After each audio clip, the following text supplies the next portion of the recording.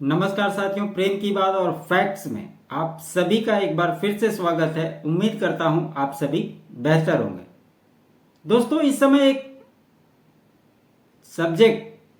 एक विषय ऐसा है जो इस देश में बहुत ही ज़्यादा चर्चा का विषय बनकर उभर रहा है और ये एक ऐसी बात है जिसके बारे में देश के हर नागरिक को भी जानना उतना ही जरूरी है। जब तक इसको आप समझेंगे नहीं, तब तक इसको समझ नहीं पाएंगे। इस वीडियो को अंत तक जरूर देखिएगा, तभी आप इसके पूरे कहानी को समझ पाएंगे। अदरवाइज देखने का कोई फायदा नहीं है। आपको पता है कि अभी सुप्रीम कोर्ट ने वक्फ बिल को लेकर जो याचिका दर्ज हुई थी, उसके मामले में सुनवाई करके अभी टाइम दिया है। अगली सुनवाई 5 मई को होगी। इसके पहले थोड़ा ले चलता हूं। आपको याद होगा कि जो नई शिक्षा नीति सेंट्रल गवर्नमेंट ने बनाई है, उसमें यह प्रावधान रखा है कि 2 भाषाएं तो होगी, एक वहां की क्षेत्रीय भाषा और एक इंग्लिश। इसके अलावा उसमें हिंदी को ऐड करने की बात की गई। इसी को लेकर कई राज्यों में बवाल हो रहे हैं। खास करके ये मसला तमिलनाडु को लेकर है कि तमिलनाडु में ये M.K. स्टालिन ने कहा कि हम हिंदी को लागू नहीं करेंगे।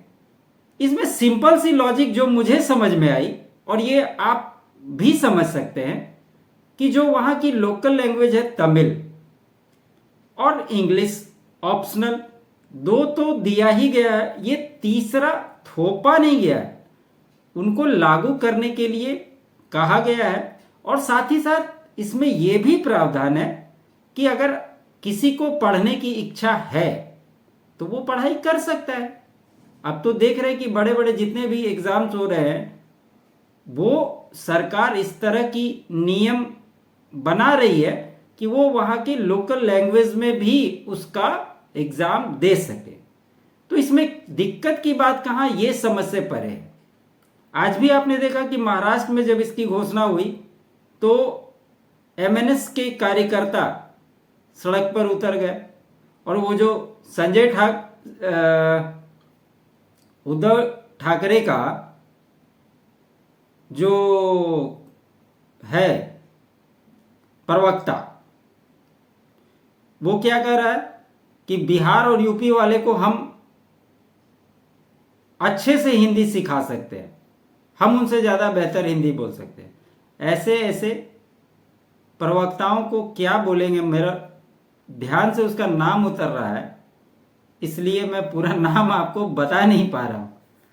और आप जानते हैं कि वो एक ही है।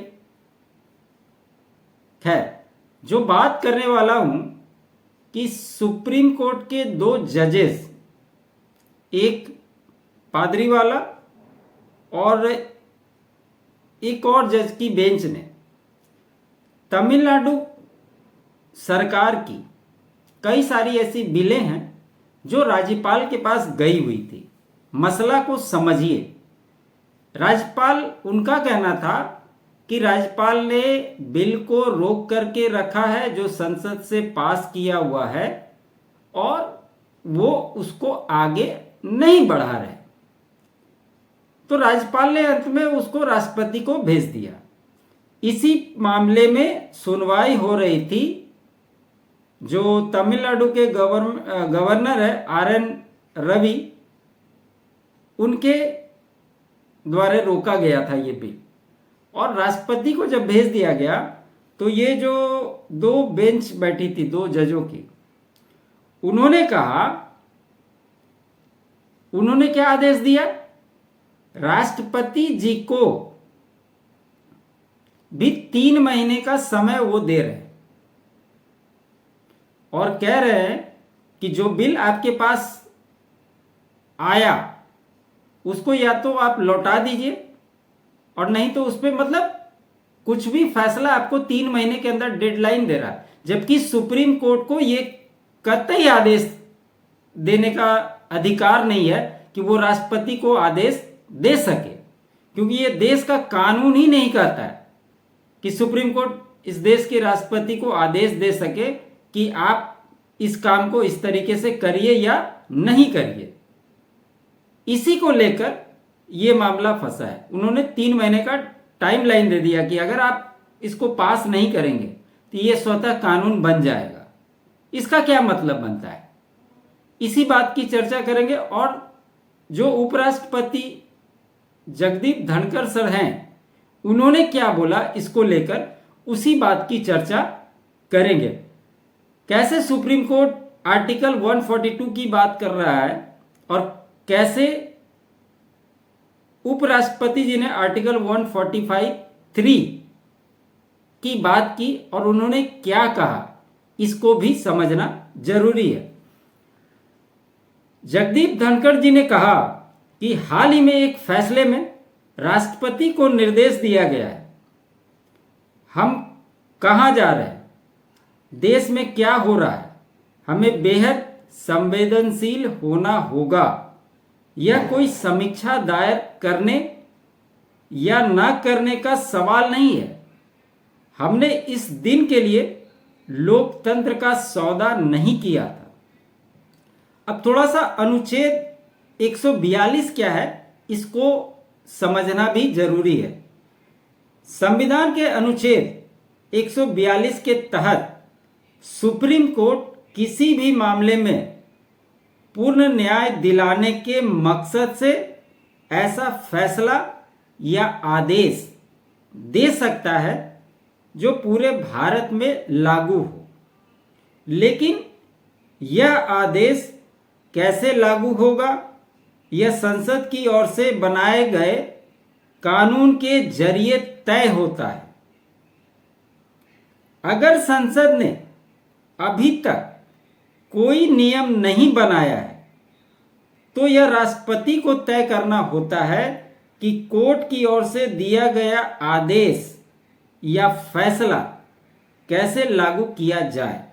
इसके अलावा अनुच्छेद के दूसरे हिस्से के तहत सुप्रीम कोर्ट किसी भी व्यक्ति को अपने सामने बुला सकता है, जरूरी दस्तावेज मांग सकता है।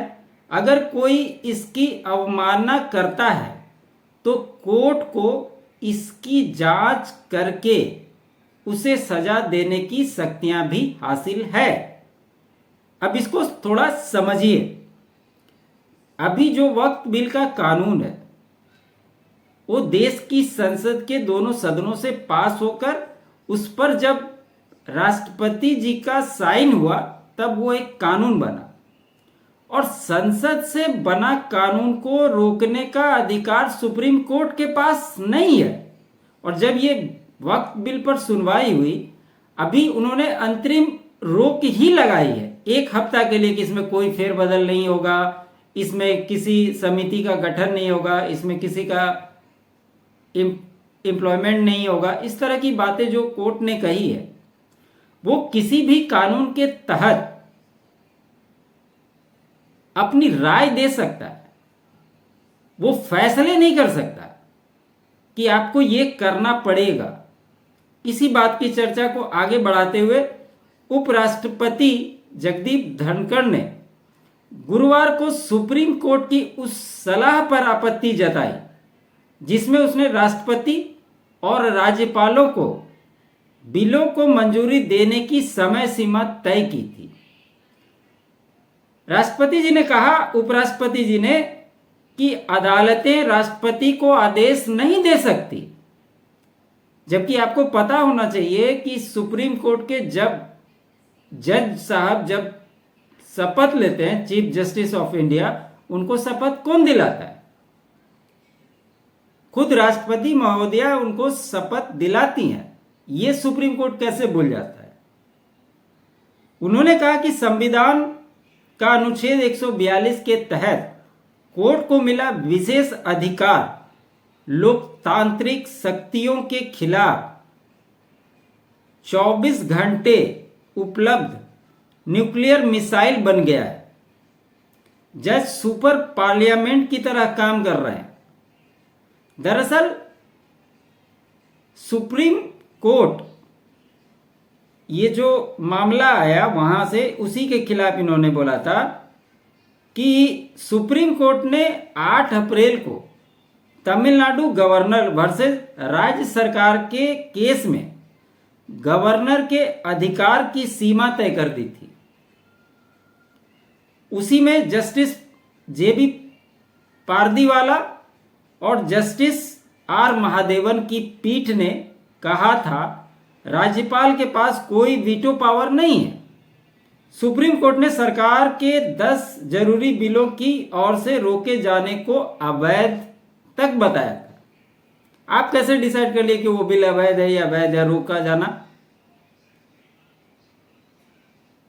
और खास करके जो कॉलेजियम सिस्टम के तहत आज जो सुप्रीम कोर्ट में जो जजों की संख्या है, उसके आधार पे मिनिमम 5 जजों की बेंच ये फैसला कर सकती है। यहां तो सिर्फ 2 ही जज थे, उनको कोई राइट्स नहीं बनता कि वो राष्ट्रपति को अध्यादेश पारित करे, उन्हें कुछ कहें कि आपको इसके तहत इस काम को करना पड़ेगा, ऐसी कोई बात ही नहीं बनती है। आगे उन्होंने कहा न्यायपालिका की स्वतंत्रता जांच से बचने की कवच नहीं बन सकती। संस्थाएं पारदर्शिता से ही मजबूत होती है, जांच से नहीं डरना चाहिए। संविधान सिर्फ राष्ट्रपति और राज्यपाल को अभियोजन से छूट देता है, बाकी सबको जांच का सामना करना चाहिए। ये उन्होंने किसके लिए बोला था? जस्टिस यशवंत वर्मा। आपको याद होगा कि जब उनके घर में आग लगी थी और नोटों के जले हुए बंडल बोरों में मिले थे, उसके खिलाफ क्या किया सुप्रीम कोर्ट ने? उस समय तो हो हल्ला हुआ, लेकिन इस पे कोई कार्रवाई हुई? आपने सुना? एक कमेटी बना दी गई कि वो अंतरिम जांच करेगी और इनका ट्रांसफर कर दिया गया इलाहाबाद हाई कोर्ट। इस देश की बाकी जो जांच एजेंसियां हैं वो अब बैठ करके घास छीलने का काम करेगी। सारा काम सुप्रीम कोर्ट ही तय कर लेगा, क्योंकि ये सुप्रीम कोर्ट के अपने जजों का मामला है, उन पे कोई आंच ना उठ जाए, इसी के द्वारा लिया गया ये निर्णय साफ साफ दिखाई देता है। इसके बाद धनखड़ साहब ने सवाल पूछा, जस्टिस वर्मा केस में एफआईआर क्यों नहीं हुई? राज्यसभा के प्रशिक्षुओं को संबोधित करते हुए उपराष्ट्रपति ने कहा, हमारे पास ऐसे न्यायाधीश हैं जो कानून बनाएंगे, जो कार्यकारी कार्य करेंगे, जो सुपर संसद के रूप में भी कार्य करेंगे। उनकी कोई जवाबदेही नहीं होती, क्योंकि देश का कानून उन पर लागू नहीं होता। जबकि इस बात को उन्होंने क्लियर कर दिया कि किसी भी मामले से बचने के लिए राष्ट्रपति, उपराष्ट्रपति और राज्यपाल पे कोई भी नियम लागू नहीं होता है। फिर उन्होंने कहा, लोकतंत्र में चुनी हुई सरकार सबसे अहम होती है और सभी संस्थाओं को अपनी अपनी सीमाओं में रहकर काम करना चाहिए। कोई भी संस्था संविधान से ऊपर नहीं है। जस्टिस वर्मा के घर पर अधजली नकदी मिलने के मामले में अब तक एफआईआर क्यों नहीं हुई? क्या कुछ लोग कानून से ऊपर हैं? इस केस की जांच के लिए सुप्रीम कोर्ट ने 3 जजों की इन हाउस कमेटी बनाई है। इसके बारे में भी आपत्ति उन्होंने जताई। इसका कोई संवैधानिक आधार नहीं है।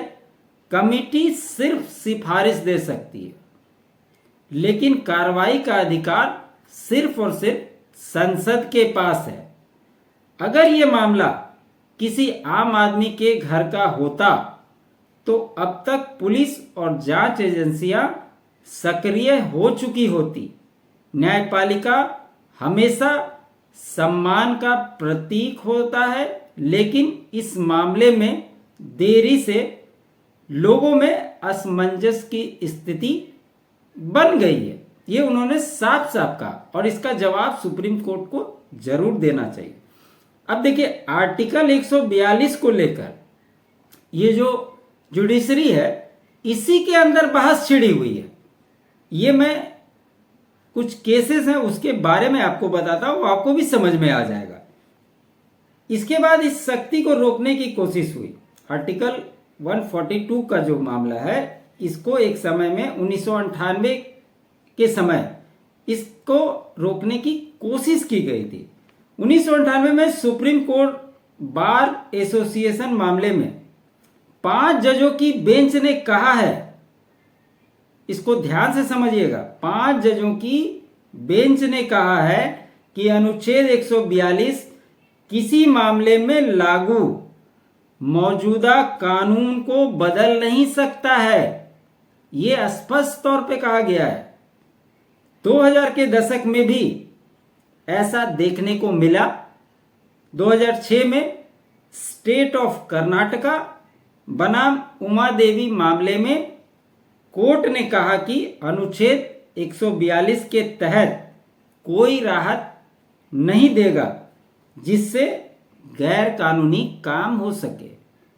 सोचिए कि यही सुप्रीम कोर्ट के 5 जजों की बेंच 1998 में एक मामले में इस तरह का फैसला देती है कि बने हुए कानून को बदलने का अधिकार किसी को नहीं है, और आज यही सुप्रीम कोर्ट में कोई याचिका दायर कर देता है तो उस पर सुनवाई करने के लिए तैयार रहती है। और इसीलिए कल के वीडियो में भी मैंने कहा था, आपने विष्णु शंकर जैन जी का भी वक्तव्य सुना होगा कि जब हिंदू पक्ष वक्फ बिल को लेकर सुप्रीम कोर्ट में याचिका दाखिल किया तो कोर्ट कहता है सुप्रीम कोर्ट की, आप हमारे पास सीधा क्यों चले, आप हाई कोर्ट में जाइए। और जब यही मामले मुस्लिम पक्ष की ओर से गया तो उसको सुनवाई करने के लिए तुरंत तैयार हो गया। ऐसा दोहरा रवैया आप कैसे अपना सकते हैं? आप पारदर्शिता के मामले में खुद को डिवाइड कर रहे हैं और आप दूसरे को सलाह दे रहे हैं, ये कैसे चलेगा? सुप्रीम कोर्ट ने 1950 से 2023 के बीच 1579 मामलों में अनुच्छेद 142 या पूरी तरह से न्याय शब्द का उल्लेख किया है। सोचिए, इनमें से ज्यादातर दीवानी मामले थे। स्टडी में यह भी पाया गया है कि कोर्ट ने केवल 791 मामलों में ही अनुच्छेद 142 की शक्तियों का इस्तेमाल किया। तो अभी जिस प्रकार से सुप्रीम कोर्ट काम कर रहा है दोस्तों, और जब अपने ऊपर बात आती है तो एक इन हाउस कमिटी बना दी जाती है, वही जांच करेगा, वही रिपोर्ट देगा। अब वो रिपोर्ट सार्वजनिक होगा या नहीं होगा, इस पे कोई सवाल नहीं उठा सकता।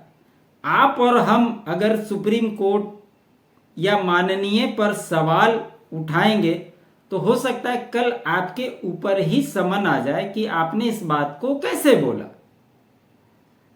यही सबसे बड़ी इस देश की विडंबना है, इसको समझने की जरूरत है। और अगर कार्यपालिका, न्यायपालिका, विधायिका अगर एक दूसरे से टकराएगी तो आप कल्पना कीजिए कि आने वाले समय में अगर ऐसी स्थिति बनती है तो इस देश में किस तरह के हालात बन सकते हैं। जिस देश में आम लोगों के सहमति से एक स्वतंत्र वातावरण में चुनाव कराकर इस देश के प्रधानमंत्री को चुना जाता है, अभी जिस प्रकार का माहौल बन गया है उससे तो यही लगता है कि कल आर्टिकल 142 का इस्तेमाल करके कह देना ना आप ठीक नहीं है, इनको प्रधानमंत्री पद से हटा देना चाहिए। कभी कोई सेना को आदेश दे दिया जाए कि आप ये कार्रवाई नहीं कर सकते, कोई याचिका लेकर पहुंच जाएगा सेना को ये काम नहीं करना चाहिए, सेना उस काम को करेगी, वो गलत है, और कोर्ट उस पर स्टे लगा दे कि नहीं आप इस काम को कैसे करेंगे। तो सोचिए कि क्या होगा। ये अपने आप में बहुत बड़ा सवाल है। आपसे फिर से रिक्वेस्ट है, इस वीडियो को अंत तक देखिए, अपनी राय दीजिए, कमेंट के माध्यम से बताइए कि आप क्या सोचते हैं।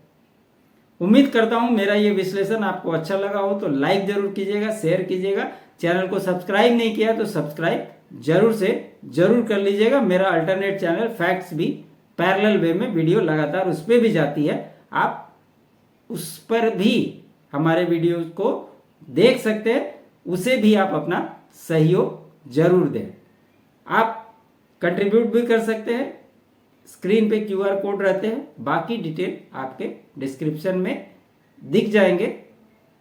आप सभी का बहुत बहुत धन्यवाद।